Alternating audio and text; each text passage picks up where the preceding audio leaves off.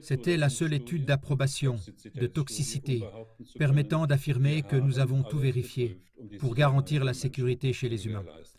C'est irresponsable ce qu'on a fait. Si on veut développer une substance, on doit savoir ce qu'il y a dans la solution qu'on administre. À quelle vitesse la substance est absorbée, à quelle vitesse elle est diffusée. Ça n'intéressait personne. C'était tout à fait comme un vol à l'aveuglette. L'industrie pharmaceutique est, à mon avis, un rouage de cette machine très bien huilée qu'est la mafia des vaccins. Tous ceux qui investissent dans la vaccination espèrent de très gros profits. C'est pourquoi ce n'est pas seulement l'industrie pharmaceutique que j'accuse ici, mais tous les parties prenantes, y compris bien sûr les gouvernements et les autorités, et probablement bien d'autres encore. Il existe en médecine des principes établis visant à prévenir des erreurs médicales. Celles-ci sont définies dans des dispositions nationales et internationales. Pendant la crise Covid, presque tous ces principes ont été délaissés. Aujourd'hui, je m'entretiens avec un toxicologue qui a occupé pendant 35 ans des postes de direction dans différentes entreprises pharmaceutiques telles que Hoffmann, La Roche et Pfizer. Il affirme avoir la preuve que BioNTech et Pfizer n'ont pas pu mettre le vaccin ARNM sur le marché que grâce à un lien mafieux avec les autorités sanitaires. En contournant systématiquement les études de sécurité, l'injection d'ARNM a causé de grands dommages aux personnes. Écoutons ce qu'un ancien employé a à dire. Bienvenue au docteur Helmut Sterz. Merci beaucoup de m'avoir invité. Oui, avec plaisir. Commençons par les fabricants et remontons à l'année 2020. Il faut en fait revenir en arrière, et peut-être encore plus loin qu'en 2020.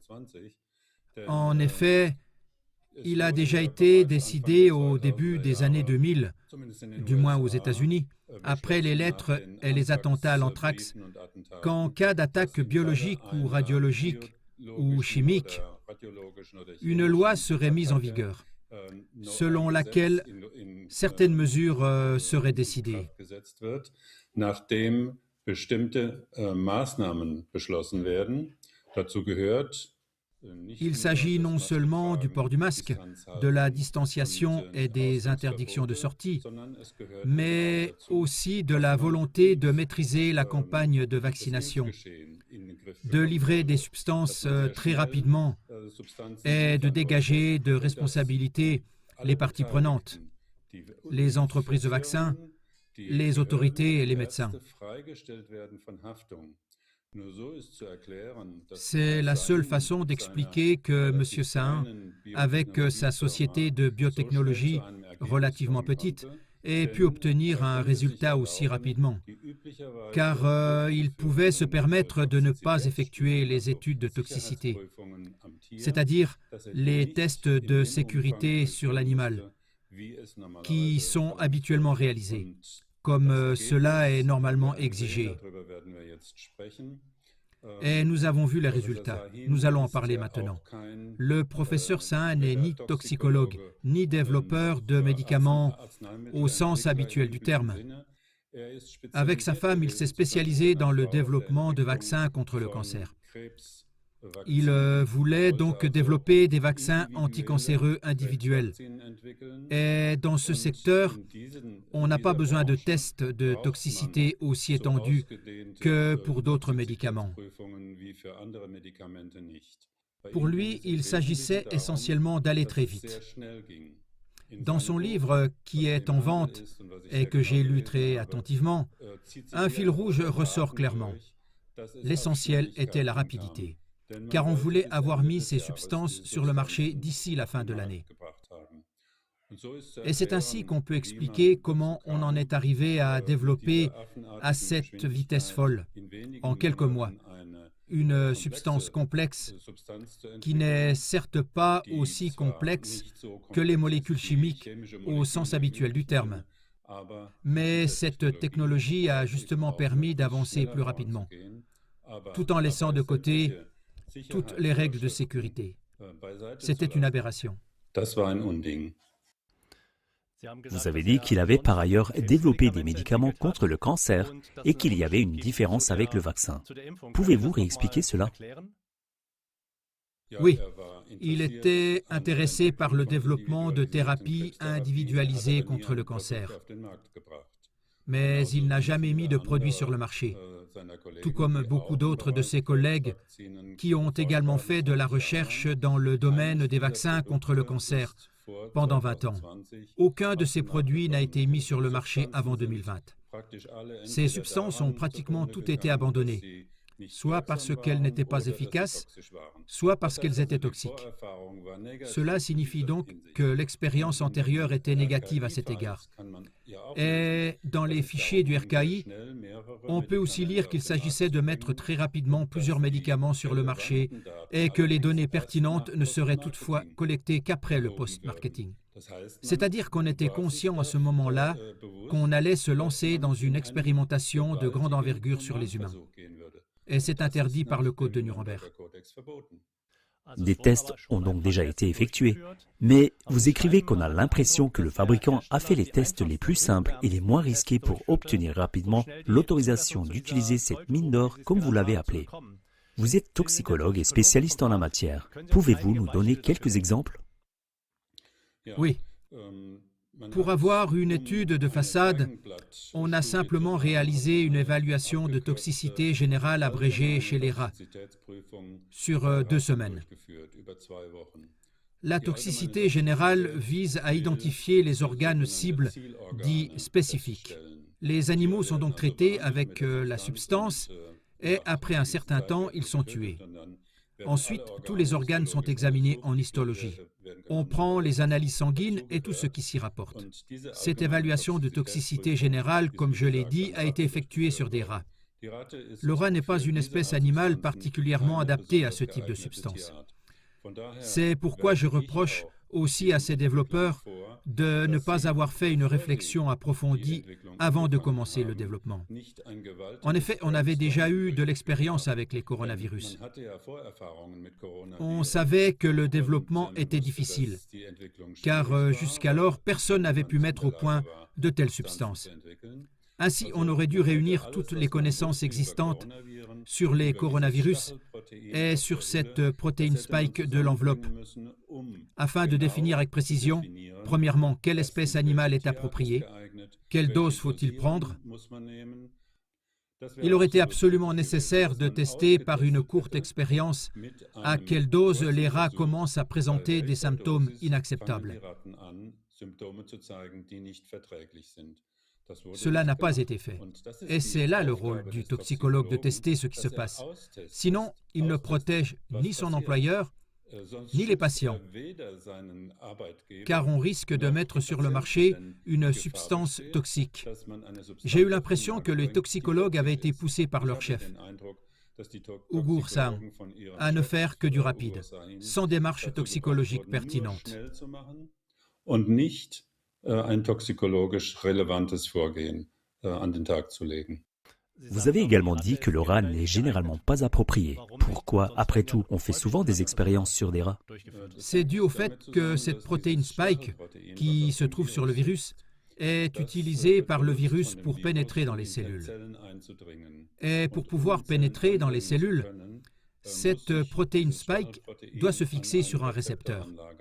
Il s'agit du récepteur AC2, récepteur de l'enzyme de conversion de l'angiotensine 2. Il s'agit d'un récepteur présent partout dans le corps, mais à des densités différentes. Et chez le rat, il n'est justement pas présent avec la même densité que chez l'homme.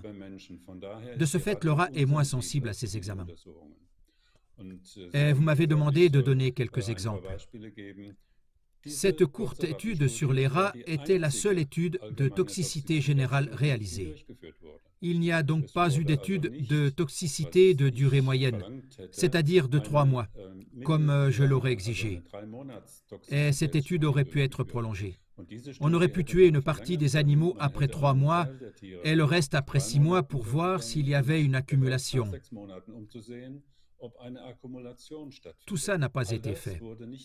Et surtout, Pfizer n'avait pas non plus intérêt à faire des études plus longues, bien qu'il aurait pu le faire s'il avait mené ses études de toxicité en parallèle dès le début.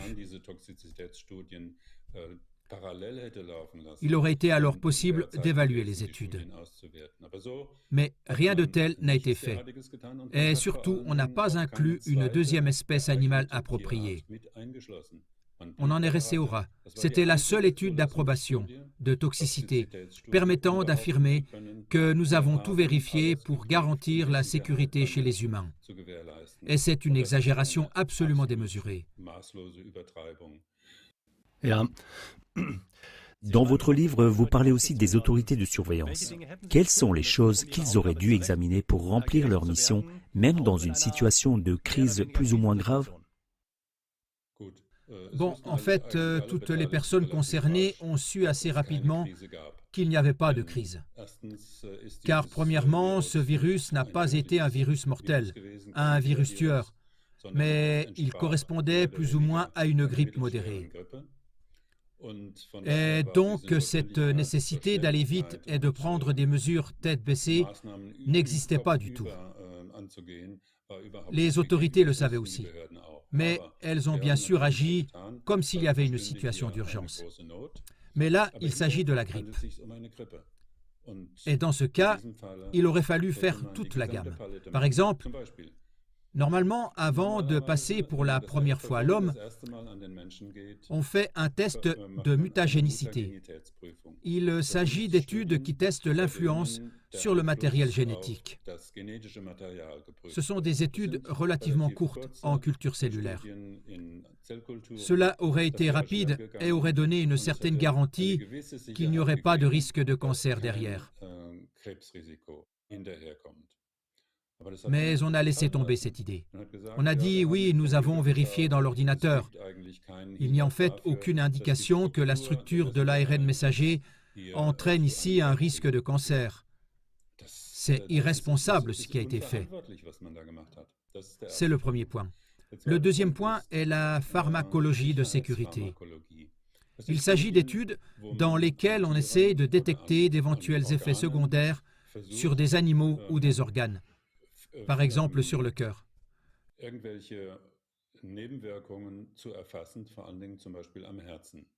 Les grands organes, le système nerveux central, le cœur, le foie, les poumons, les reins, sont testés avec des tests pharmacologiques spécifiques et avec des doses un peu plus élevées, pas comme en pharmacologie.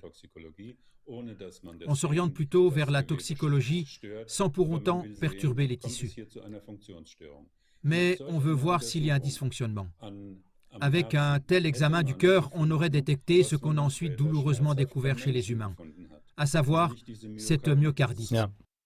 Et donc on a dit qu'on n'avait pas besoin de ça, pharmacologie de sécurité. Si on veut développer une substance, il faut savoir ce qu'il y a dans la solution qu'on administre. On n'a pas fait de pharmacocinétique.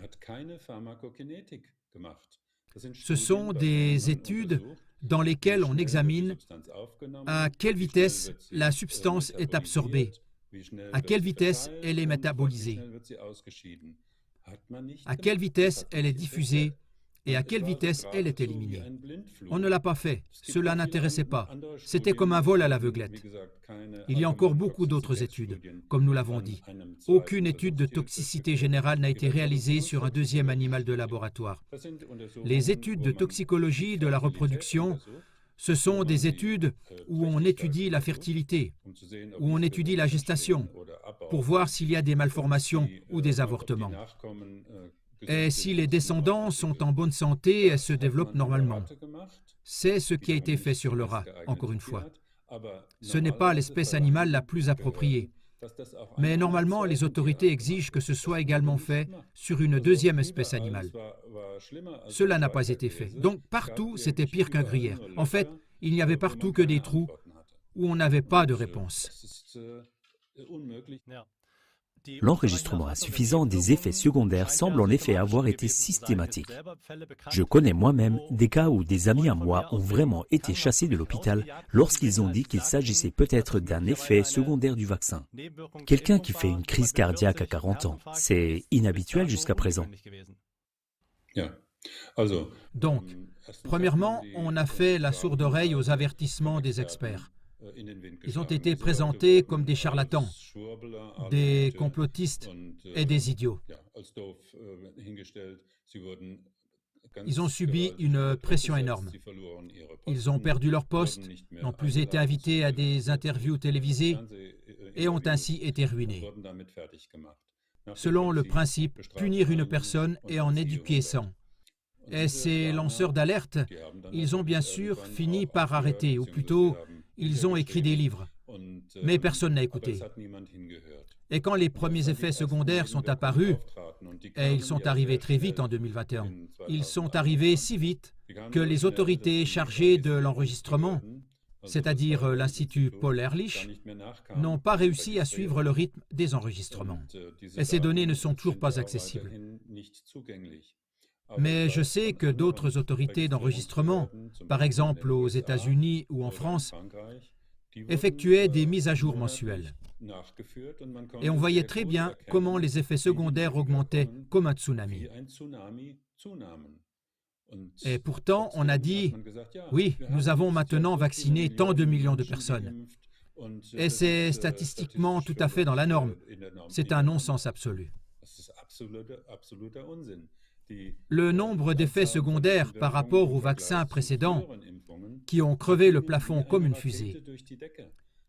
Des milliers d'effets secondaires d'un certain type ont soudain été recensés, alors qu'auparavant, on en comptait peut-être 50 ou 100 pour les vaccins, contre la grippe ou l'influenza ou quelque chose comme ça. Ça aurait dû ouvrir les yeux même à un aveugle. Mais il ne s'est rien passé, rien. Et pourtant, de nombreux développeurs sont maintenant en train de convertir toutes sortes de vaccins à cette technologie mode RNA. Comment expliquez-vous ça? C'est une question d'argent. Cette technologie permet d'obtenir des résultats très rapidement. Et surtout, il semblerait, je viens de l'entendre, qu'on ne veuille pas non plus faire de tests de sécurité sur ces nouvelles substances, compte tenu de nombreux résultats positifs. Après tout, ça a remarquablement bien fonctionné. Dans ce cas, je déconseille fortement de se faire vacciner contre ces maladies. Et vous avez raison. Il y a des dizaines de substances en cours de développement dans le pipeline pour lutter contre toutes sortes de maladies. Et c'est de l'argent facile. S'il n'y a pas de coût de développement important, l'industrie pharmaceutique peut se porter à merveille. Mais je voudrais aussi dire tout de suite qu'il ne s'agit pas seulement de l'industrie pharmaceutique. L'industrie pharmaceutique est, à mon avis, un rouage de cette machine très bien huilée qu'est la mafia de la vaccination. Et tous ceux qui investissent dans la vaccination espèrent des bénéfices très importants. Et c'est d'ailleurs ce qui se passe régulièrement. Dans les années 70-80, ça a vraiment pris de l'ampleur, surtout aux États-Unis, où les enfants étaient maltraités avec des vaccins toutes les quelques semaines ou tous les quelques mois, jusqu'à ce que les parents se défendent. Et c'est là que l'industrie pharmaceutique a reçu l'absolution. Ça signifie que le président a dit que vous n'encouriez plus aucun risque lié à la loi sur la responsabilité civile. Et c'est ainsi que ça se passe maintenant. On veut aussi vacciner toute la population adulte de la planète contre tout ce qui est possible. Mon livre s'appelle « Vaccin, la mafia ». Et la mafia des vaccins, on croit souvent qu'elle désigne les entreprises pharmaceutiques qui appellent à la vaccination. Mais pour moi, la mafia des vaccins est une structure plus vaste. Et à ce sujet, je voudrais ajouter brièvement quelque chose. Ein sehr viel größeres Gebilde. Und dazu möchte ich kurz etwas einfügen. Vous voyez cette pyramide sur le billet d'1 $? Pour moi, cette pyramide représente la mafia des vaccins. Elle est excellente à la base, sur le plan financier et en termes de pouvoir. Et à sa tête se trouvent justement des personnes qui propagent une idéologie très forte. Ils souhaiteraient idéalement améliorer l'humanité, entre guillemets, à tel point qu'il faut craindre que ça ne fasse qu'empirer les choses. Ça me paraît parfaitement clair. On ne peut en fait que créer des problèmes avec les vaccins, surtout si on veut les utiliser contre toutes sortes de maladies. Einsetzen möchte, kann man eigentlich nur Probleme schaffen. Et la mafia des vaccins est une énorme machinerie. En tête de liste se trouve, à mon avis, M. Gates et également le World Economic Forum avec M. Schwab. Ce sont des idéologues qui sont aussi des oligarques, qui ont beaucoup d'argent et d'influence. M. Schwab et M. Gates financent l'OMS et l'ONU, qui ont de grands programmes de vaccination, et d'autres organisations comme la Gavi, l'Alliance mondiale pour la vaccination. Ces organisations veillent à ce que les vaccinations soient effectuées dans le monde entier. Et en dessous, il y a le niveau des bailleurs de fonds et de ceux qui veulent voir de l'argent. Parce que de l'argent est donné par les grandes banques, par BlackRock, par la Banque mondiale, par la Fondation Rockefeller et toutes ces organisations. Et bien sûr, ils veulent aussi voir beaucoup d'argent, ce qui doit en résulter. Pour moi, c'est la mafia des vaccins. Et c'est pourquoi ce n'est pas seulement l'industrie pharmaceutique que j'accuse ici, mais toutes les personnes impliquées. Et ça inclut bien sûr les gouvernements et les autorités, et probablement bien d'autres encore. Wahrscheinlich noch viele andere. Ja, danke für diese Einschätzung.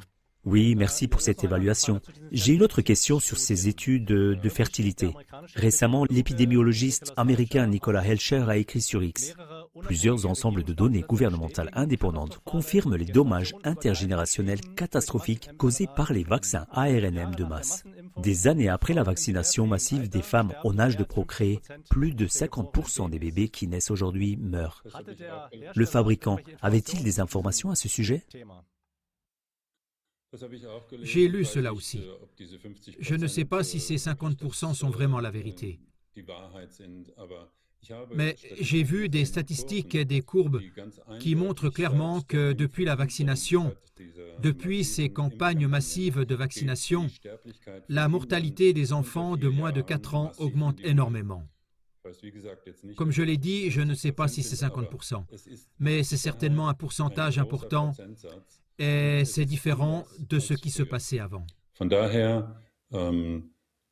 es ist eine Katastrophe, wenn man sich überlegen muss. C'est donc une catastrophe de penser que la vaccination peut encore causer des dommages dans plusieurs années, car cette dangereuse protéine spike survit très longtemps dans le corps, même chez les femmes enceintes, et peut s'accumuler dans les ovaires ou dans les centres hormonaux supérieurs, de sorte qu'il est concevable qu'on puisse encore subir ce genre d'effets secondaires pendant de nombreuses années. Et si cette protéine spike passe dans les ovaires ou éventuellement l'ARN messager, elle peut être transmise aux enfants. Et ce serait bien sûr une catastrophe particulière si ça continue ainsi de manière épigénétique. Les fabricants ont catégoriquement refusé de dire qu'il s'agissait d'un médicament de thérapie génique. Vous voyez donc les choses différemment. Oui, pour moi, c'est une fausse querelle. La définition de la thérapie génique est d'introduire du matériel génétique dans des cellules humaines en retirant ou en ajoutant des gènes. Dans le cas de cette vaccination, du matériel génétique, à savoir de l'ARN messager, est introduit dans les cellules. Et c'est là que les cellules humaines sont forcées de produire cette protéine spike au niveau des ribosomes. Maintenant, on peut dire qu'il ne s'agit pas d'une thérapie génique, mais d'un essai génétique. Mais il faut aussi voir que cette vaccination, comme on nous l'avait promis, ne nécessite que 2 doses et que peu de temps après, on nous dit qu'il faut en fait 3 doses, car le taux d'anticorps chute trop vite. Il faut alors faire un rappel et ça devient un traitement. Et on peut alors se demander s'il s'agit d'une thérapie génique ou seulement d'un traitement génique ou d'un essai génique. Quoi qu'il en soit, de gros dégâts sont ainsi causés. Oui, et Qu'en est-il de la responsabilité du corps médical? Ces médecins qui ont vacciné, étaient-ils seulement mal informés ou sont-ils au fond complices? Il faut considérer cela sérieusement.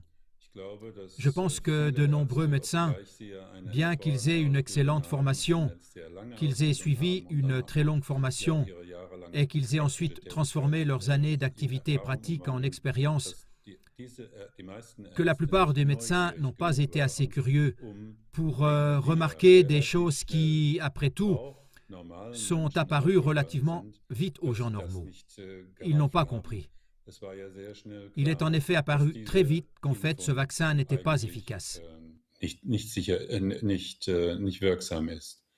Les médecins ont été les premiers à s'apercevoir de l'inefficacité de la vaccination.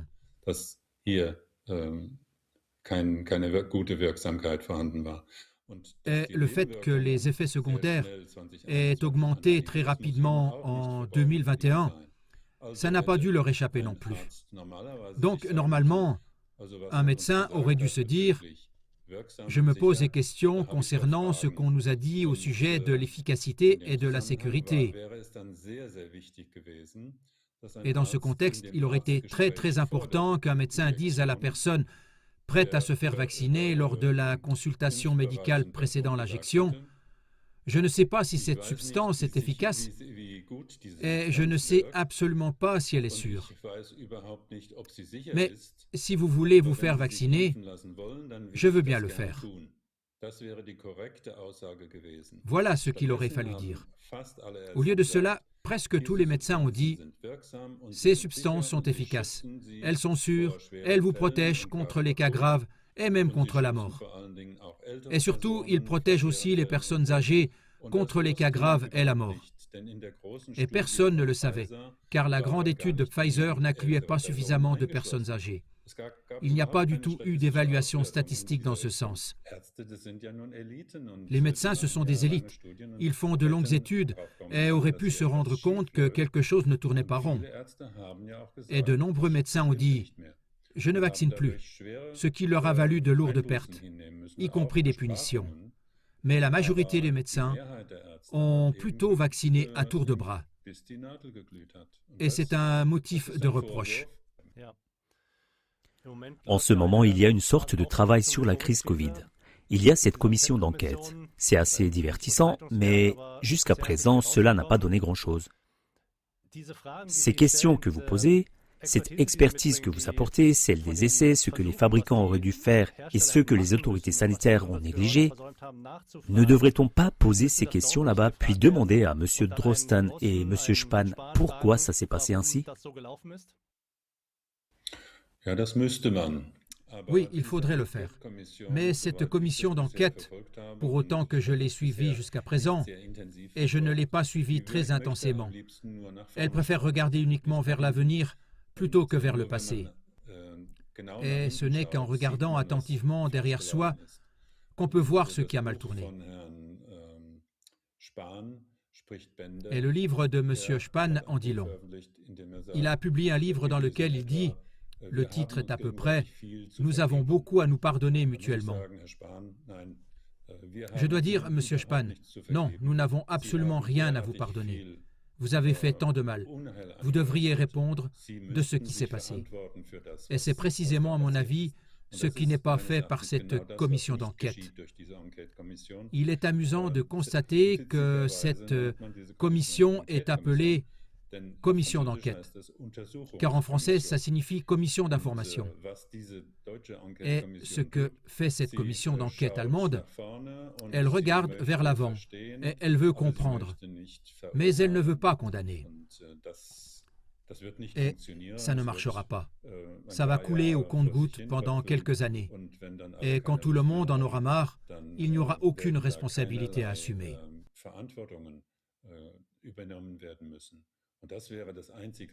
Et ce serait la seule chose juste à faire, de s'occuper des gens qui se sont tellement engagés et qui ont répété sans cesse « Faites-vous vacciner, faites-vous vacciner, c'est sûr et c'est important », et qui savaient en fait, car ils savaient très bien que ce n'était pas sûr et que ce n'était pas efficace. Car sinon, comment cela aurait-il pu figurer dans les documents du RKI? Nous ne collecterons pas d'autres données de sécurité, mais nous irons vers les personnes et nous collecterons ces données. C'est quand même... ces gens, même ceux qui n'ont pas dénoncé les faits à l'époque, ils ont quand même une dette. Aucun lanceur d'alerte n'a dit « Nous devons révéler ce qui se passe ici ». Non, ça a simplement été consigné dans le procès-verbal. Et il était en fait prévu que ce ne soit pas du tout publié. Et aussi les gens de l'Institut Paul-Ehrlich qui ont enregistré des effets secondaires en masse. Ils auraient dû crier « Il y a quelque chose qui ne va pas du tout. Nous voyons des quantités d'effets secondaires auxquels nous ne nous attendions pas. » Donc la commission d'enquête, telle qu'elle se déroule actuellement, n'a pas de réelle valeur à mes yeux. Et avez-vous un point de vue sur ce qu'on peut faire pour qu'il y ait quand même un traitement équitable? Oui, il doit y avoir des gens qui s'y intéressent. Si la population ne s'intéresse pas à ce qu'on fasse vraiment le point et à ce qu'on prenne ses responsabilités, rien ne se passera. Et surtout, justice ne sera pas rendue aux victimes de la vaccination.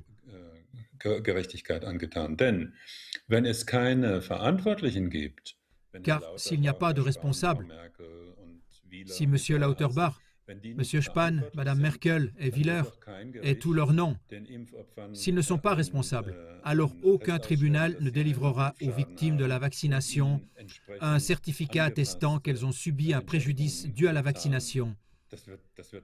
Et personne ne leur versera des indemnités adaptées en conséquence. Ça n'arrivera pas.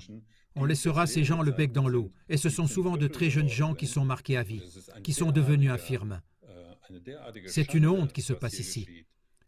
Et dans ce contexte, je dois dire que la commission d'enquête est vraiment... Il faut que les choses changent. Une véritable commission d'enquête doit voir le jour.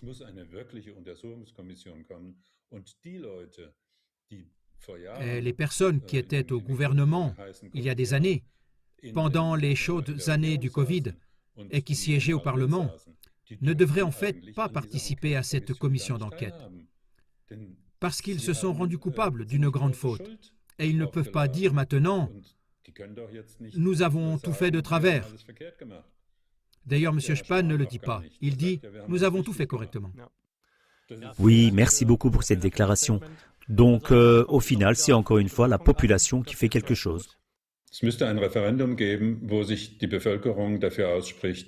Oui, il faudra un référendum où la population se prononcerait pour qu'une véritable enquête ait lieu et que les responsables soient tenus pour responsables. Je ne me fais aucune illusion sur le fait que M. Gates ou quelqu'un d'autre serait traduit en justice, bien qu'ils soient les véritables responsables. Et les personnes qui ont fait en sorte que ce virus soit créé dans les laboratoires de l'armée devraient bien sûr être tenues pour responsables. Car on ne nous a pas seulement produit un virus, mais aussi un vaccin de mauvaise qualité. Ces deux éléments combinés ont causé des dégâts effrayants. Peut-être une note positive quand même.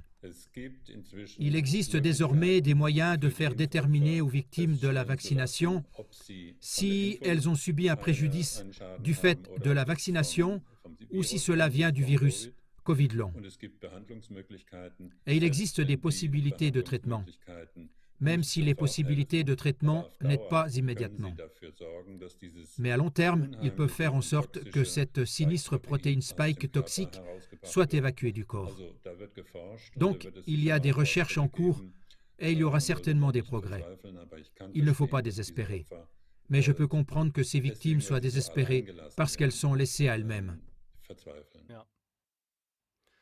Oui, Dr Sterz, merci beaucoup pour cette analyse. J'espère que cette interview sera largement diffusée, que ces questions seront clarifiées et qu'il en résultera une volonté de vraiment travailler les choses de manière fondamentale et approfondie. Merci beaucoup pour cette interview. Oui, ça me ferait aussi très plaisir.